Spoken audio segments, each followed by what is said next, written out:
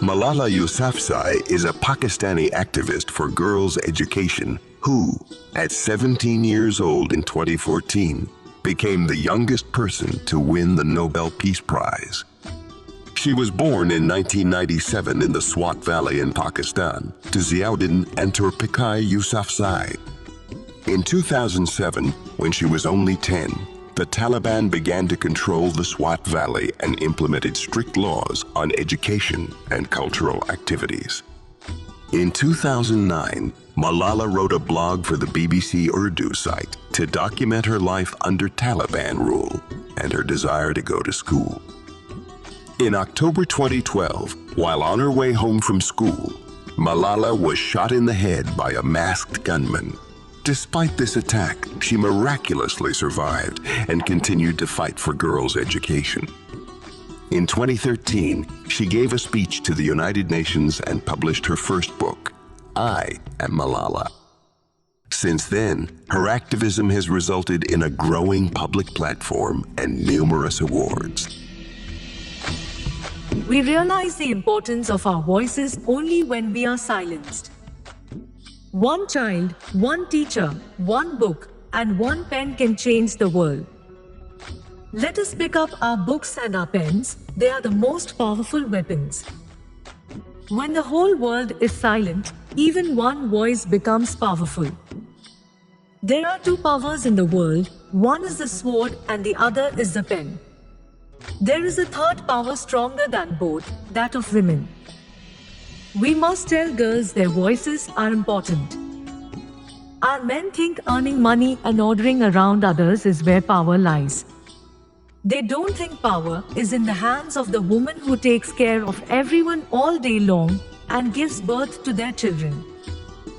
I tell my story, not because it is unique, but because it is not. It is the story of many girls. All we are asking is for girls to be able to go to school, for women to be safer. We are not asking for a privilege. These are like basic human rights.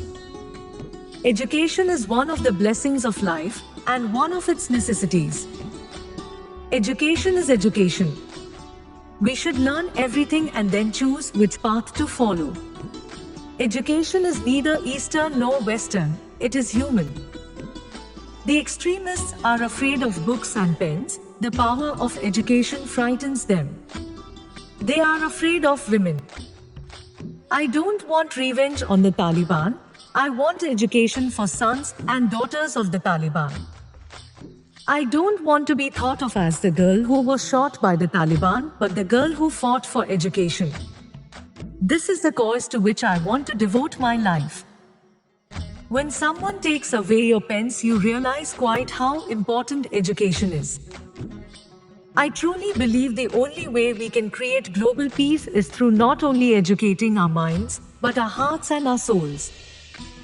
I think of it often and imagine the scene clearly.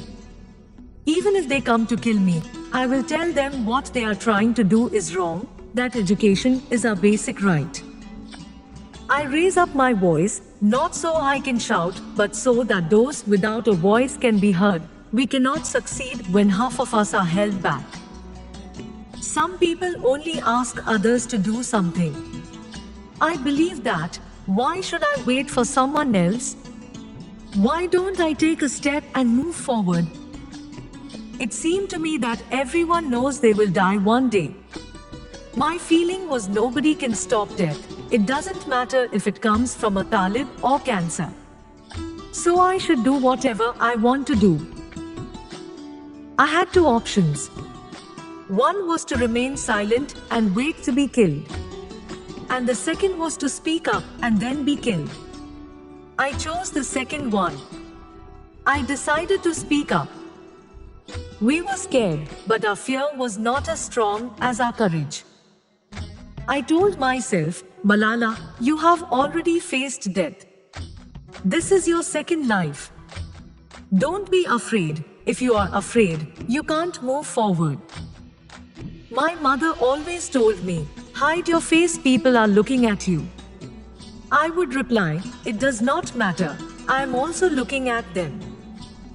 At night, our fear is strong, but in the morning, in the light, we find our courage again. Don't be afraid. If you are afraid, you can't move forward. If one man can destroy everything, why can't one girl change it? Life isn't just about taking in oxygen and giving out carbon dioxide. With guns, you can kill terrorists. With education, you can kill terrorism. Let us make our future now, and let us make our dreams tomorrow's reality. If people were silent, nothing would change. Kindness can only be repaid with kindness. It can't be repaid with expressions like thank you and then forgotten. I think everyone makes a mistake at least once in their life. The important thing is what you learn from it. The Taliban could take our pens and books, but they couldn't stop our minds from thinking. Let us make our future now, and let us make our dreams tomorrow's reality. There is nothing special about me. The only thing that's different in my story is that my father did not stop me. We hope these words will help you succeed and never forget to be kind to others.